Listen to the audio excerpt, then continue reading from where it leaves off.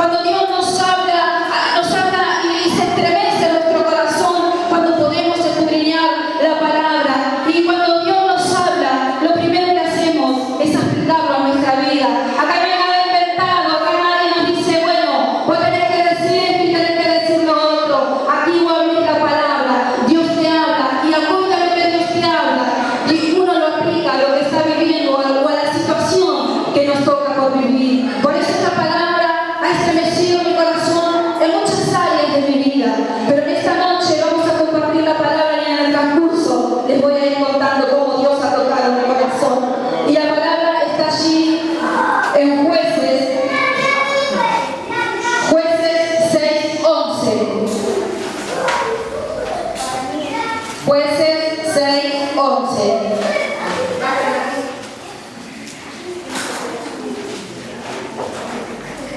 Una palabra muy conocida, una historia muy conocida, una historia de la escuelita dominical, pero que ha tocado muchísimo mi corazón. Y saben que esta palabra, yo la había leído hace mucho tiempo, y en un momento que me ha tocado vivir en mi vida personal, saben que pude aplicar esta palabra aún yo sin darme cuenta, pero Dios ya me la había dado hace mucho tiempo. Y cuando ayer estaba preparando la palabra, pude recordar ese momento. ¿La tenemos todos? Jueces 6:11. La leemos en el nombre del Padre, del Hijo y del Espíritu Santo. Dice así: y vino el ángel de Jehová y se sentó debajo de la encina que está en Ofra, la cual era de Joás al-Becerita, y su hijo Gedeón estaba sacudiendo el trigo en el lagar para esconderlo de los madianitas. Y el ángel de Jehová se le apareció y le dijo: Jehová está contigo, varón esforzado y valiente. Una palabra tremenda, una palabra en donde al principio de la historia podía haber, que decía que el pueblo de Israel había estado viviendo mal, el pueblo de Israel había estado desobedeciendo, haciendo cualquier cosa, estaba haciendo lo que a Dios no le agradaba, estaban rebeldes. Dice la palabra que estaban desobedeciendo a Dios. Entonces Dios le dio oportunidades a este pueblo, pero Dios le permitió a los madianitas y a los amalecitas que tomaran opresión de aquel pueblo. Entonces dice que estos enemigos se levantaron en contra de aquel pueblo y empezaron a oprimir a esta gente.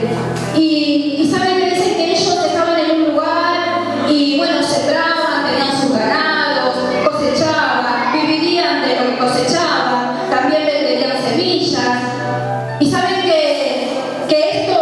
esta gente, los amalecitas y los madianitas, que tenían que oprimir a este pueblo, dicen que ellos aparecían de repente y en un instante se aparecían como langostas y destruían todo lo que ellos habían construido, lo que les había llevado trabajo, quizás tiempo, dedicación, horas sin dormir, trabajando la tierra, trabajando con sus ganados y todas las cosas que llevan la tarea de campo. Pero dice que en un instante ellos venían y destruían absolutamente todo. No los dejaban vivir, estaban totalmente rodeados por estos enemigos que se habían levantado en contra de este pueblo.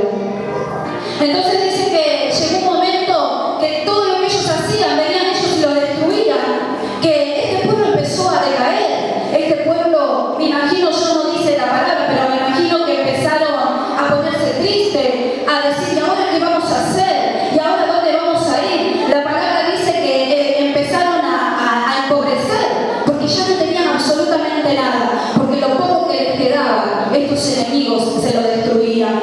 Entonces dice que un día Gedeón había un lagar y tenían que estar escondiéndose de esta gente, que cualquier cosita que ellos hacían, ellos venían y destruían todo lo que ellos podrían haber construido. Entonces dice que Gedeón estaba en un lagar y ahí había sembrado. Dice que estaba trillando el trigo porque se estaba escondiendo y estaba tan oprimido este pueblo que dice que el pueblo de Israel dice que tuvo que huir a la montaña y empezaron a hacer cuevas, empezaron a hacer guaridas con el miedo que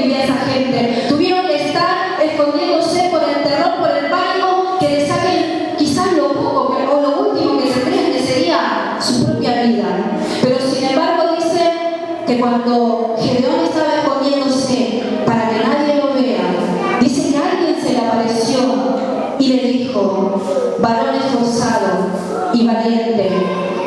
Y yo me imagino en ese momento todo escondido para que nadie lo escuche y que venga alguien y te hable de atrás. Pobre Gedeón, el corazón le habrá quedado en la garganta. Pero podía ver que en ese momento se asombró Gedeón.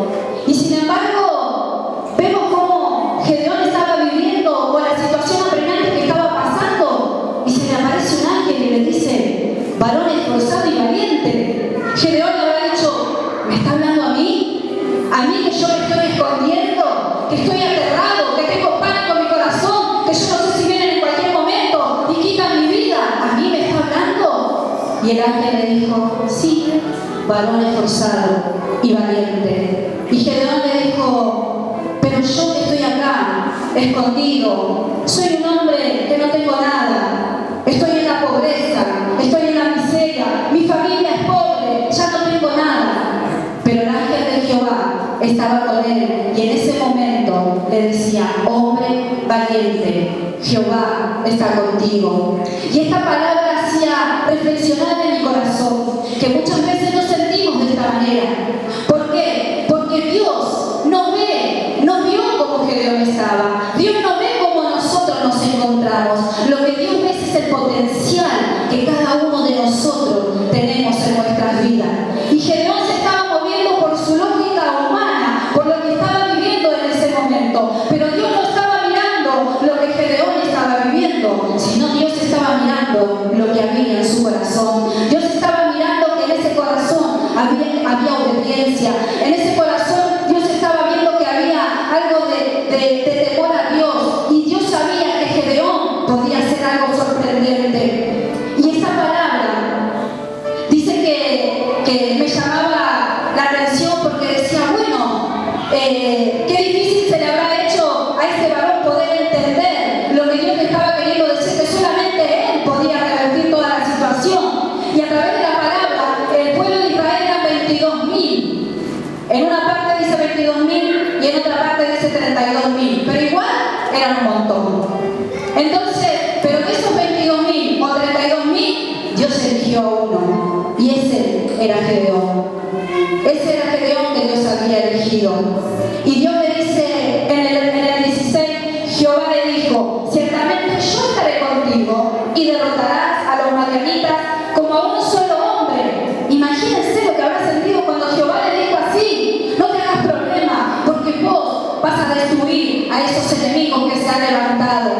Miren qué importancia lo que Dios, el trabajo que Dios le estaba dando a este hombre, que lo había elegido entre tanta gente. Lo mismo hace Dios con nosotros. Dios nos escoge entre un montón de gente y Dios no mira nuestra necesidad, Dios no mira nuestra condición, Dios no mira lo que estamos viviendo, Dios mira el talento que ha depositado en nuestras vidas. Y eso es lo que había hecho con Gedeón. Y Dios le dice: yo voy a entregar a tus enemigos en tus manos como si fuese un solo hombre. Dios en ese momento le dio un gran desafío a Gedeón. Dice más adelante que Gedeón tenía que dominar a los madianitas, a esos enemigos que se habían levantado en destruir sus vidas. Pero ¿sabe qué me llevaba a reflexionar la palabra? Que cuántas veces Dios nos pone en situaciones en nuestras vidas, que nosotros debemos dominar sobre las situaciones, que nosotros somos los que debemos dominar sobre las circunstancias, sobre esos enemigos que se levantan sobre nuestras vidas. Somos nosotros los que debemos dominar sobre lo que se levanta para destruir nuestra vida, para destruir nuestra familia. Pero solamente depende de nosotros, porque Dios somos un 50, lo ponemos nosotros, y un 50 lo pone Dios. Dios no trabaja solo, Dios no necesita a cada uno de nosotros. Por eso me llamaba la atención este gran desafío que Dios le presenta a Gedeón: derrotar a esos enemigos.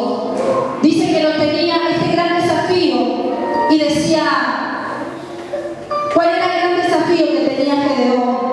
Que era dominar a esos enemigos. Y esta palabra me llevaba a un momento de mi vida. Saben que yo hace más o menos 8 años que he entendido el llamado de Dios. Hace 8 años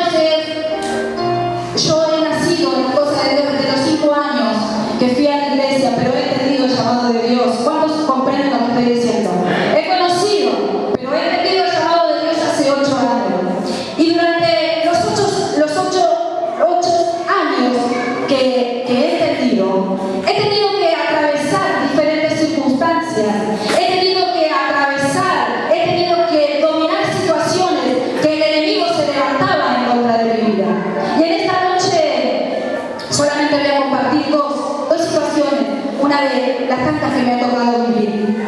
Y saben que una vez yo ando mucho en la calle, tengo que ir a hacer trámites o lo que sea, pero voy de un lado al otro.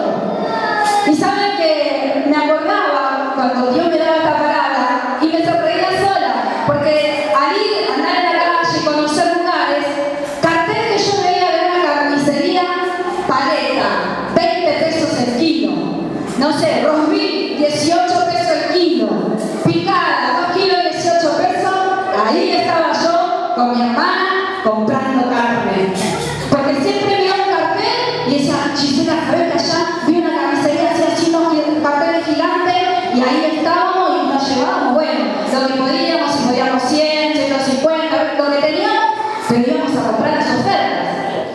Entonces, uno iba contento a la casa, porque bueno, los que somos amas de casa y tenemos que estirar lo que tenemos muchas veces para estirar en la semana o para el mes o como sea su economía, a veces se hace duro. Entonces nosotros veníamos contentas con las carnes y eso era carne para hacer la bebida o carne picada para hacer algo que dentro de todo no es dura.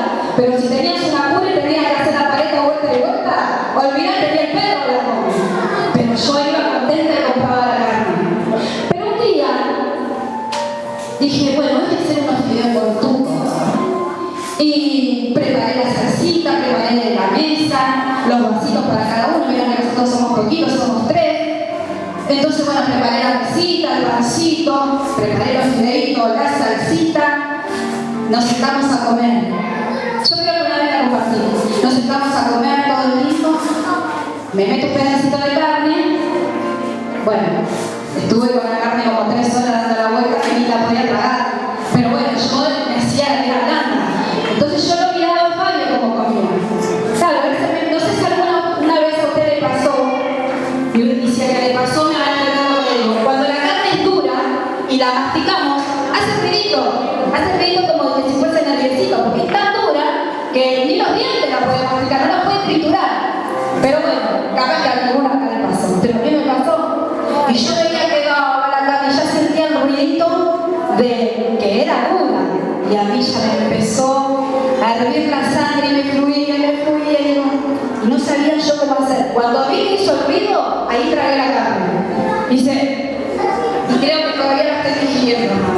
Pero ese día, ¿saben que eso, perdón por lo que voy a decir, es una cochinada, pero es lo que me pasó y es la realidad? ¿Saben que yo lo miro? Dice Nani, esta carne no la puedo ni masticar. La sacó y la puso en el plato, porque verdaderamente era incomible. Y ahí me levanté de la mesa, él habrá dicho, esta me tira con un plato.